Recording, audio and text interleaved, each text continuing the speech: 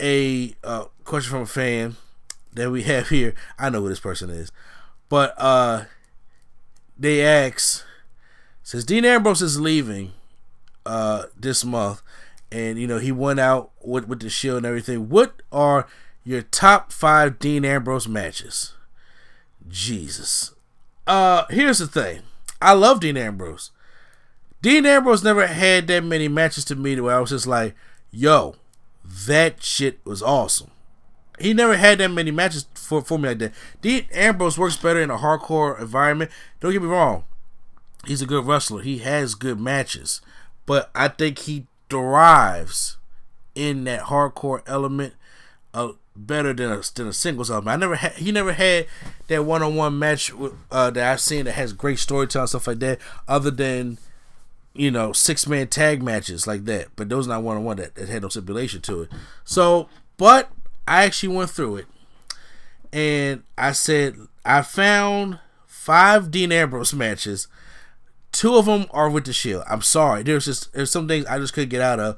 2 of them is with the Shield, but I did find 3 single Dean Ambrose matches that I really enjoyed. So, with that being said, I'm gonna go knock out the Shield ones first, and then I'm gonna take care of the other singles matches. So, the first one I would say the TLC match between Team Hell No and Ryback at 2012, the Barclays Center that he was saying that it was at, the first Shield pay-per-view matchup. They first came, Dean Ambrose, Seth Rollins, Roman Reigns. They first came in Survivor Series and beat up Ryback. So Team Hell No teams up with Ryback. They have a TLC match with them. And this is the first TLC match that I can remember where it was pinfall or submission to win. You didn't have to climb nothing. It was just pinfall submission to win this matchup. Great matchup. This is back when Dean Ambrose was using the old school Dirty Deeds, where he like plant your head right into the mat, like in a cutter style fashion, opposed to turning into a double arm DDT. So I enjoyed this, and this really was the breakout of showing what the Shield could do. Roman was the powerhouse. Dean Ambrose was just a lunatic, hardcore fringe guy, and Seth Rollins was obviously the athletic one. So this right here made for some good TV, good pay-per-view action here, and I believe this was I don't think this was the main event of that. No, the main event was Dolph Ziggler and Cena in that ladder match. So yeah, I thought that this match was really good. One of the things that really, it was the Shield's homecoming. It was like, show us what you can do to get you hyped for the Shield, and I think this really worked for the Shield and putting them on the map as showing them as a legit trio or a legit stable, one if not the best 3-man team in WWE history. So that's one of my matches. My other Shield match I have on here is the Shield versus the Wyatt family from Elimination Chamber 2014. What is there to be said about this matchup that hasn't already been said? At this time, the Shield was like a legit contender. This is when they were starting doing that, the Hounds of Justice face turn, and the Shield did. And it never really was like a face heel thing. They just went out and fought for the justice of fight the injustice in WWE. So there's an injustice moment.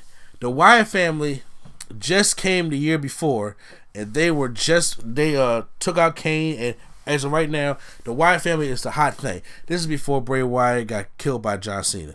So before then, they were the hot shit. They were the scary trio with this cult leader in Bray Wyatt with the sheep mask and everything. And it was like, oh my God, that was a huge, big trio. And it was like everybody, since the Wyatt family has grown, it was like, when is it going to be the Wyatt family versus the Shield?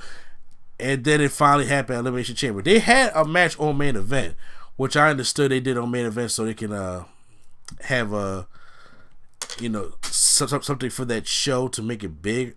But I think the Elimination Chamber match was better, in my personal opinion, and it was. This match was chaotic as the Shield match. Now, it wasn't as chaotic as, say, the Shield versus Evolution, where they were just going all around the building, and Seth will find a place to jump off of and launch himself into the the people.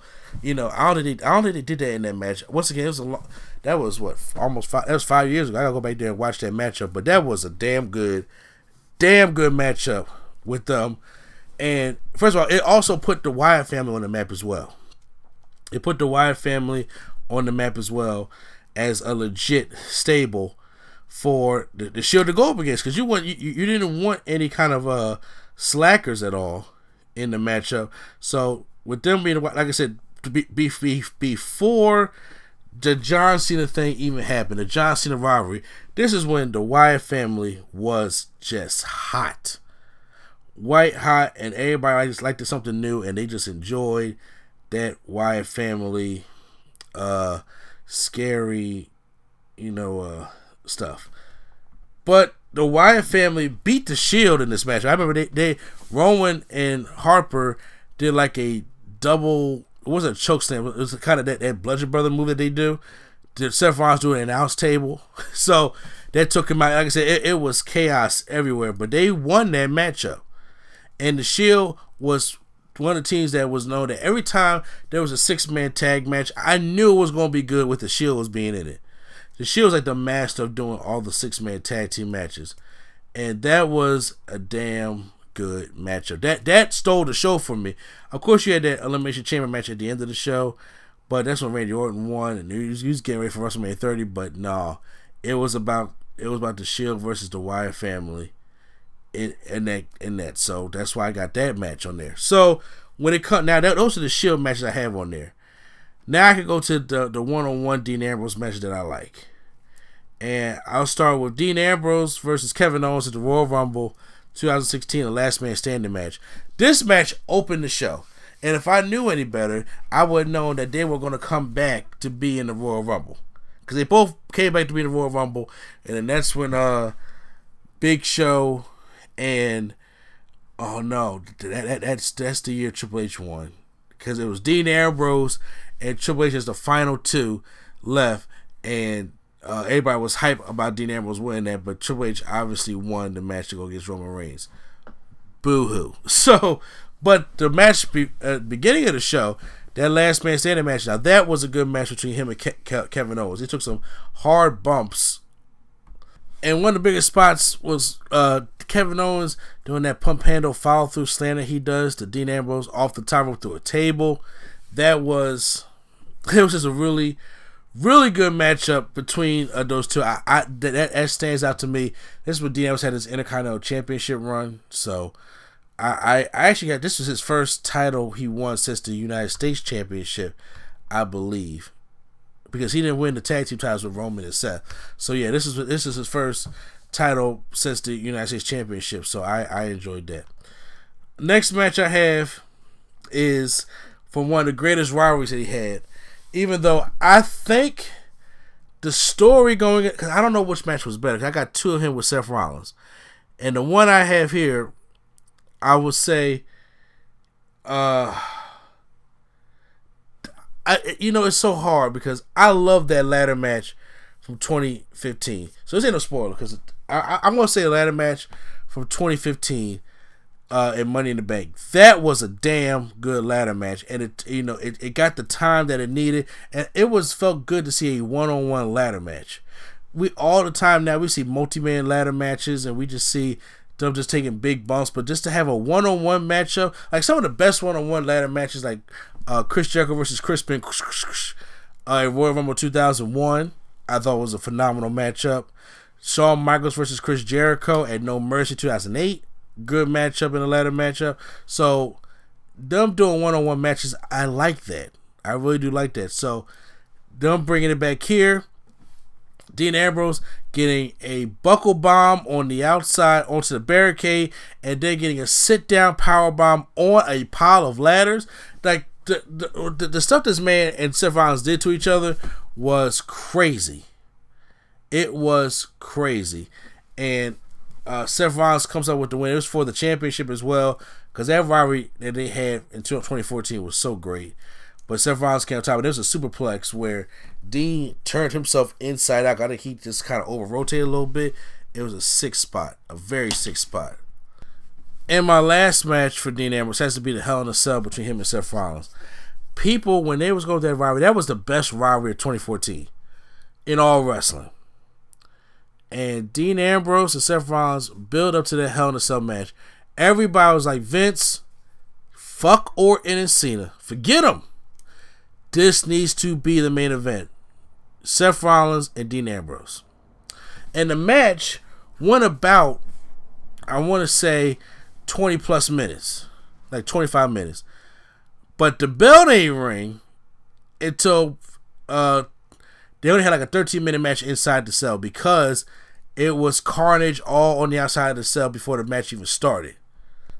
Dean Ambrose started on the top with the candlestick, and then Seth Rollins didn't want to go in there. They was fighting on the top, and they kind of came down the sides. Now this was a 20. This Hell in a Cell was higher than the original one. The original one was only 16 feet. This one was 20 feet. So I know they wasn't gonna take no spot from the top.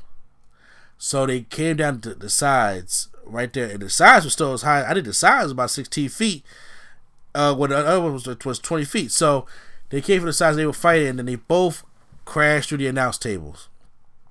It was a crazy looking spot. And then finally, when they woke both those men up and they went back into the Hell in a Cell, they had an awesome match. And this was when Dean Ambrose had like a television monitor or something like that, and he tried to hit Seth Rollins when it exploded, and then that's when we got the whole Dean and Bray Wyatt feud come out of nowhere, and Seth picks up the win inside Hell in a Cell to end their rivalry. It was really something special. Then we got all them kind of hardcore matches with Bray Wyatt. I was trying to think of which one I like between him and Bray Wyatt matches, but they just all seem so redundant to me. It just never got to that next gear. And then both of them were more better in hardcore based stuff, but I don't know. It's just that maybe you need a better dance partner in that kind of matchup than they had. But those are my top 5 Dean Ambrose matches. You know, if you have a top 5, or if you want another email, because you can always email us at therealnerdcoalition@gmail.com. Dean Ambrose, man, when he leaves, it's as a superstar, I will say this. I really will miss him.